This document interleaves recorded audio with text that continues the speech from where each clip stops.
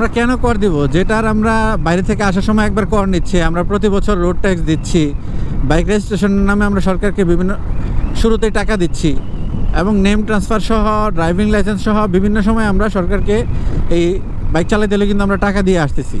তার উপর আবার অগ্রিম যে করটা ধরাই দিচ্ছে সরকার, এটা তো পুরোপুরি একটা অন্যায় আমাদের সাথে। আপনারা যারা বাইক রাইডিংয়ের সাথে যুক্ত আছেন কিংবা বাইক আছে যাদের, তারা এটা নিয়ে নেমে আসেন রাস্তায়। বিভিন্ন রকম মানববন্ধন সহ আমরা প্রয়োজনে শান্তিপূর্ণ যেসব কর্মসূচি আছে সব ধরনের কর্মসূচি আমরা পালন করব।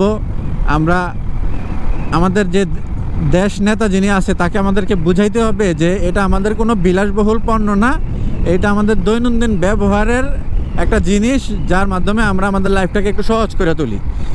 জাস্ট এটুকুই। এখন এটুকুর মধ্যে যদি আমাদেরকে কর দিতে হয়, তাইলে আমরা আসলে বাইক চালাতে পারবো কিনা, কিংবা এটা দেওয়ার ক্ষমতা কতটুকু কয়জনের আছে।